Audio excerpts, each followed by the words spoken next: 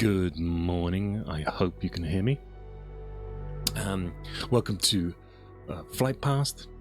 My name is Simon, and today we're continuing our journey from Elba to the Battle of Waterloo, and we've been flying up the French countryside, got to Paris. And we've now crossed the border with Napoleon's army, and we are currently we've crossed the border into Charleroi on the 15th, and we got to the 16th. And in the previous stream, we looked at the Battle of Ligny, which is down to our left here, and today we're going to look at the Battle of Quatre Bras. So if you're new to the channel, what we do here is we fly in the Microsoft Flight Simulator, looking at the topography, looking at the satellite imagery that we have below us, and in some cases photographic imagery, and we're trying to get an understanding of what these battlefields looked like at the time, and by using the helicopter and flying in real time, we can get a sense of the distances involved. So if that sounds good to you, then stick with me. This is a sort of slow, podcasty, chill out kind of zone, really. So what we tend to do is just fly around, see what we can see, go where we want. So if you've got any suggestions, then please put it in the comments. Hello, guy at the back. Oh yes, morning. You are today. Oh, you're in blue. Nice. So guy at the back is always with me. And what we have then, so he will be making sure we don't crash. If we crash, it's his fault. If you want to add any comments in, just add it. You'll see it pops up on the left there. And so help me out if you know anything about the Battle of Quatre Bras. You can just bung in some interesting facts. And if you think I've said something wrong, then please let me know. And we'll chill out for a couple of hours today. These videos will be split up and posted onto YouTube in more manageable sort of 20-minute chunks.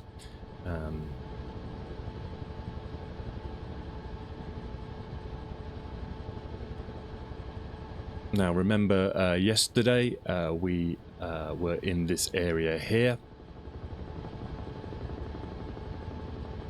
and this is the battlefield of Ligny.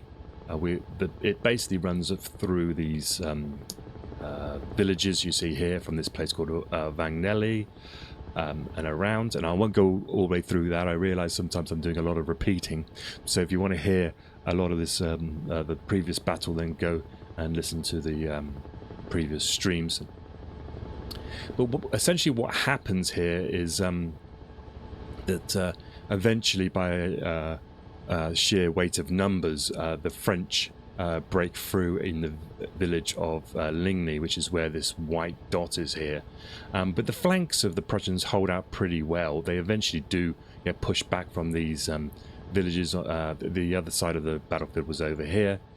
And because the battle only started around about 3 o'clock in the afternoon, because Napoleon wasn't sure, basically, of what the Prussians' intentions were. There was a bit of a confusion during the day, where d'Erlon's corps, who was supposed to be supporting Ney at Quatre Bras, was ordered to come across to support Napoleon. But there was a mix-up. Van Damme's corps, which was over on the left-hand flank, will spin around here now. He thought that it might be the Wellington's army coming on, threatening his left flank. It led to a bit of a delay. In the end, it didn't. It was completely unnecessary, because d'Erlon was then ordered by Ney to come back to Quatre Bras. that sounded like a jet flying by. By the way, if you want, you can join me. I'm on Microsoft Flight Simulator 2024. If you've got that, then find Charleroi, head north of that, and I'm on the European West server, and then you can join me and do some flybys. Essentially what happens then is that the delay in the French attack means is pushed into the evening, and there's a thunderstorm at the same time, and we get the situation where the Prussians are defeated, but the French are not in a position to push their advantage. And that was the situation that we left in the last stream. We're in the Huey. We like the thwop of the Huey, and we just tend to sort of fly around and talk a bit of history. So say hello if you are on for a bit of that. Now, checking my notes. So late evening then on the 16th on this battlefield here, with the Prussians are knocked back. There's many streaming towards Namur, but the corps commanders have gathered at a place called Brai, which is around here. Now I tend to try to stay in the helicopter as much as possible because of our flight sim friends, and I'll only jump out when I get in the drone when it's really necessary. But here's Brai, just here, and this is where the Prussian corps commanders meet up. Now remember, Blücher's been knocked off his horse. He's had his horse collapse on top of him. He's a bit he's 72 years old. He's a bit shaken, and his second in command, his chief of staff Gneisenau, is now in control, and he's a very significant actor in this play that we're talking about, because it's his decision making at this point. We're talking late in the evening on the 16th that is crucial to the rest of the battle.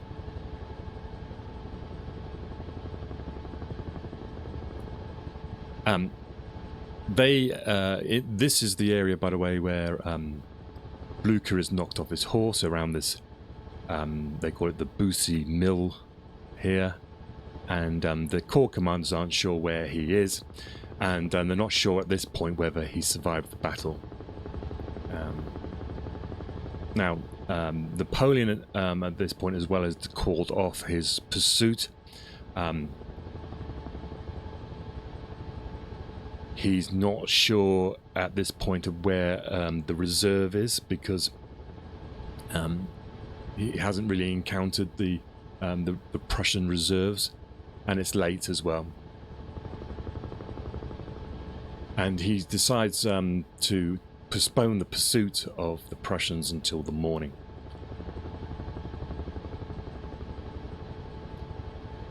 Now this is when Nassau makes the decision, which Wellington later on would call the most decisive moment of the century. And what Nassau is facing is the decision. He's had two possibilities.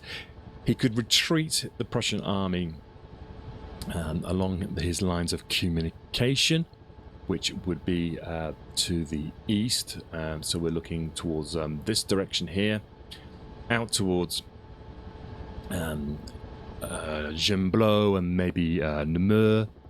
And let me just bring up the map, and you can probably get a better view. So we're talking, we're in southern Belgium. We're currently where that number 4 is there. So the idea is that the Prussians, a line of communication runs towards Namur and then out towards Liège, and so this would be a possible route for them to take, fall back on their lines of communication. That is one decision. And a number of people from the battle do route in that direction, and this also gives the French the idea that they are possibly doing that. But as you can see on this map here, there's a network of roads that actually lead towards Brussels, and the important decision that Nassau makes is that he could basically try to retire his army north towards Wavre. And it's believed that Wavre was picked just because it was getting dark, and it was the only thing that town that stood out on the map.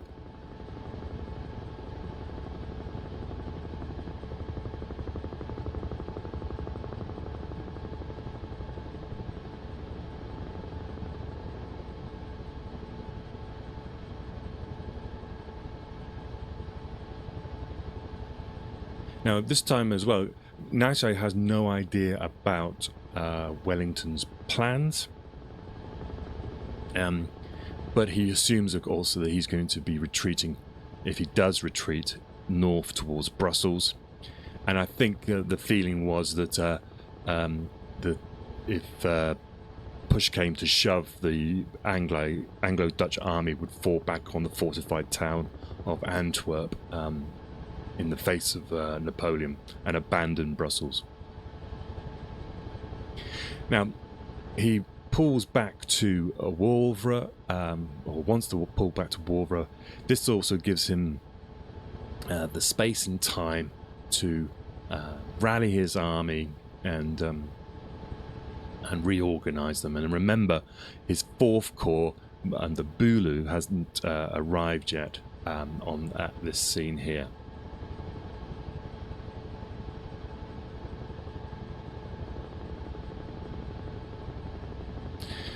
So he makes the decision then to order what he can, get his officers out into this sort of confusion that is at the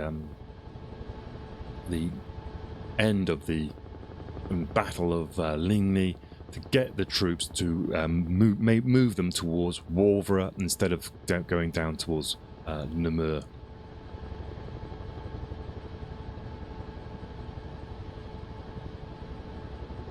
And he would then later head towards a place called, I believe it's Mellery. We could see if we can find that. Let's just grab the map again.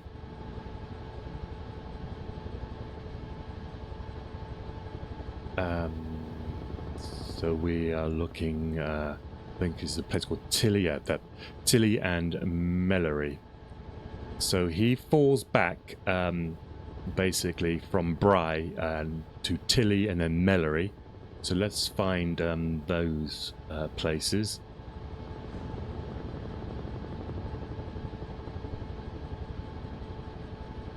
So we head this way. We've got live weather on today. If we have to get in the drone and do some higher shots, we'll see how it goes. But it seems to be okay at the moment. Hope you're all having a nice day. And enjoying a bit of flying with a bit of Napoleonic history.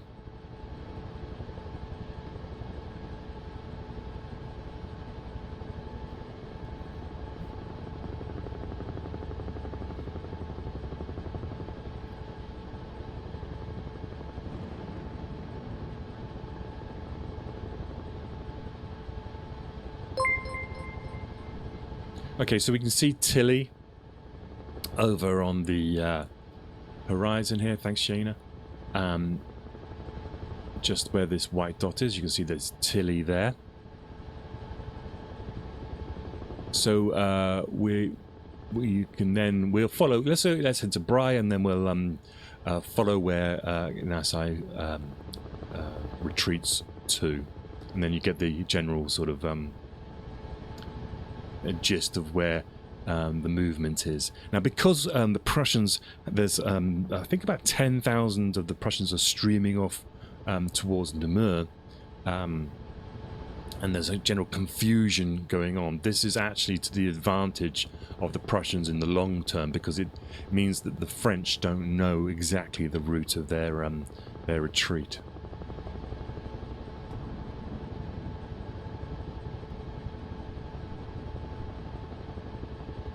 Now, I'm either hearing thunder.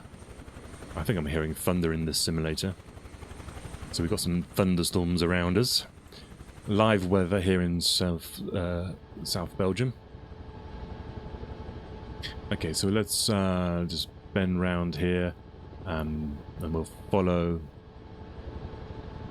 the Corps Commanders and Niso's route on the evening of the 16th. I was just going to do this, and then we're going to head over to Quatre Bras.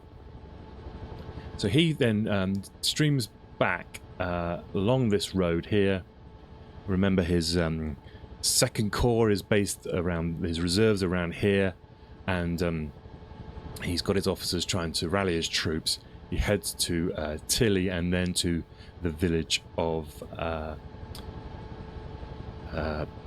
Mellery. Now, Mellery is to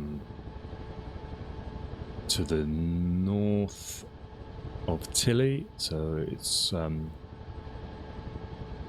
going to be the crossroads to the north of this this village here. So I believe it's probably this place over here. Anyway, so they get to this, get back to here, and it's at Mellery where he discovers that the Field Marshal Prince Blucher is alive still, and he's recovering from his the effects of his fall. And you remember, he's a 71-year-old man at this point.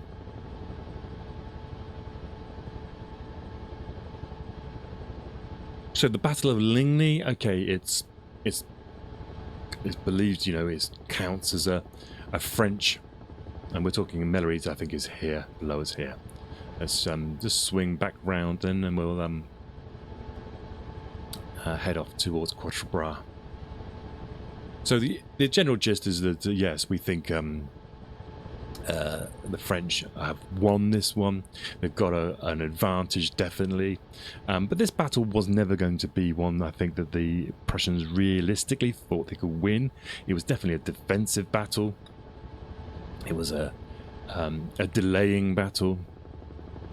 This thunderstorm looks like we may lose some visuals, but we're going to stick with it as much as possible. I think we'll try and keep it as real as possible.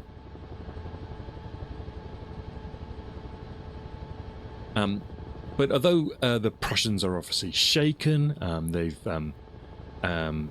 they've fallen back from their defensive position, they are still organized enough to do a controlled, as it were, retreat and rally on the way back to Wavre.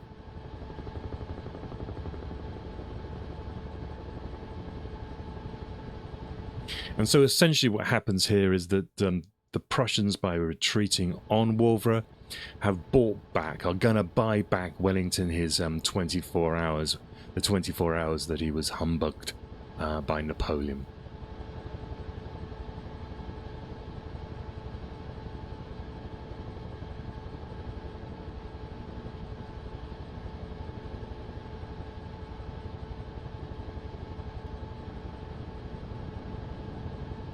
So let's. I'm going to take a quick break here. This is so that I know when to chop up the video. So don't go away. I'll be back in a couple of minutes time.